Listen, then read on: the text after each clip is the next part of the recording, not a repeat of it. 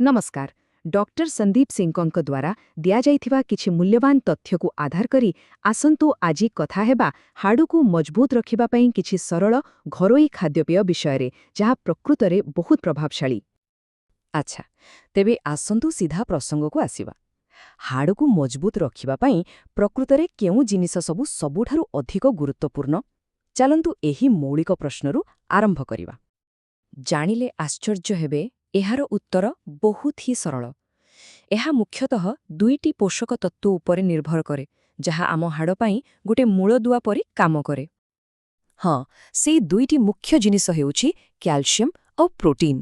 ଆଉ ମନେ ରଖିବା ଦରକାର ଯେ ଏହି ଦୁଇଟିକୁ ଠିକ୍ ମାତ୍ରାରେ ଖାଇବାଟା ଅତ୍ୟନ୍ତ ଜରୁରୀ। ଆଉ ସବୁଠୁ ଭଲ କଥା ହେଲା, ଏଥିପାଇଁ କିଛି ବଡ଼ ଧରଣର ଯୋଜନା କରିବା ଦରକାର ନାହିଁ। ବାସ୍ ଆମର ପ୍ରତିଦିନର ଖାଦ୍ୟରେ ଟିକେ ଟିକେ ପରିବର୍ତ୍ତନ କଲେ ହିଁ ହୋଇଯିବ।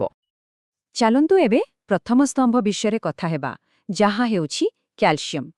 ଦେଖିବା ଏଇଟା ଆମକୁ କେତେ ସହଜରେ ଆମ ପ୍ରତିଦିନର ଖାଦ୍ୟରୁ ମିଳିପାରିବ। କ୍ୟାଲସିୟମ୍ ହେଉଛି ସେହି ମୁଖ୍ୟ ଜିନିଷ ଯାହା ଆମ ହାଡ଼କୁ କଠିନ ଆଉ ମଜବୁତ କରେ। ଏମିତି ଭାବିପାରିବେ ଯେ ଏହା ବିନା ଆମ ହାଡ଼ଗୁଡ଼ିକ ଦୁର୍ବଳ ହୋଇଯିବ। ଆଉ ଜାଣନ୍ତି, କ୍ୟାଲସିୟମ୍ ପାଇଁ କୁଆଡ଼େ ବେଶୀ ଖୋଜିବା ଦରକାର ନାହିଁ। ଆମର ସାଧାରଣ ପାରମ୍ପରିକ ଖାଦ୍ୟରେ ହିଁ ଏହା ଭରପୁର ମାତ୍ରାରେ ଅଛି। ଏପରିକି କୁହାଯାଏ ଯେ ପ୍ରତିଦିନ ଯଦି ମାତ୍ର 100 ଗ୍ରାମ ଛେନା କିମ୍ବା ପନିର ଖିଆଯାଏ, ତେବେ ହାଡ଼ର ସ୍ୱାସ୍ଥ୍ୟରେ ଗୋଟେ ବଡ଼ ସକାରାତ୍ମକ ପରିବର୍ତ୍ତନ ଆସିପାରେ। ଆଚ୍ଛା, କ୍ୟାଲସିୟମ୍ କଥା ତ ଜାଣିଲେ, ଏବେ ଆସନ୍ତୁ ଦ୍ୱିତୀୟ ସ୍ତମ୍ଭ ମାନେ ପ୍ରୋଟିନ୍ ବିଷୟରେ କଥା ହେବା। ଏଇଟା ଆମ ହାଡ଼ ପାଇଁ ଗୋଟେ ଢାଞ୍ଚା ଭଳି କାମ କରେ। ଆଉ ଏଥିରେ ବି ଭଲ କଥା ହେଲା, ଖାଦ୍ୟ ଯାହା ବି ହେଉ, ନିରାମିଷାଶୀଙ୍କ ପାଇଁ ଡାଲି, ରାଜମା, ସୋୟାବିନ୍ ଭଳି ଜିନିଷ ଅଛି। ଆଉ ଆମିଷ ଖାଉଥିବା ଲୋକଙ୍କ ପାଇଁ ଚିକେନ୍, ମାଛ, ମଟନ୍ ତ ଅଛି। ତେଣୁ ପ୍ରୋଟିନ୍ ପାଇଁ ବିକଳ୍ପର ଅଭାବ ନାହିଁ। ହଁ, ଏଠି ଗୋଟେ ପ୍ରଶ୍ନ ମନକୁ ଆସେ, କ'ଣ ପ୍ରୋଟିନ୍ ପାଇଁ ବଜାରରେ ମିଳୁଥିବା ସପ୍ଲିମେଣ୍ଟ ଖାଇବା ଦରକାର? ହେଲେ ଏହାର ଉତ୍ତର ବହୁତ ସ୍ପଷ୍ଟ। ସବୁବେଳେ ପ୍ରଥମେ ପ୍ରାକୃତିକ ଖାଦ୍ୟରୁ ପ୍ରୋଟିନ୍ ନେବା ଉପରେ ଗୁରୁତ୍ୱ ଦେବା ଉଚିତ। ସପ୍ଲିମେଣ୍ଟ ପରେ ଆସେ। ତେବେ ଏଯାଏ ଆମେ ଯାହା ସବୁ ଆଲୋଚନା କଲେ, ସେଥିରୁ ସବୁଠୁ ଜରୁରୀ କଥା ହେଲା, ଏହି ଦୁଇଟି ଜିନିଷକୁ ନିଜର ପ୍ରତିଦିନର ଅଭ୍ୟାସରେ କେମିତି ସାମିଲ କରାଯିବ।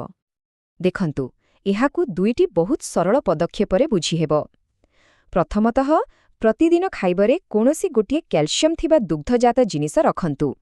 ଆଉ ଦ୍ୱିତୀୟତଃ, ପ୍ରତିଥର ମୁଖ୍ୟ ଖାଦ୍ୟ ଖାଇଲାବେଳେ ସେଥିରେ କିଛି ନା କିଛି ପ୍ରାକୃତିକ ପ୍ରୋଟିନ୍ ଯେମିତି ନିଶ୍ଚୟ ଥିବ।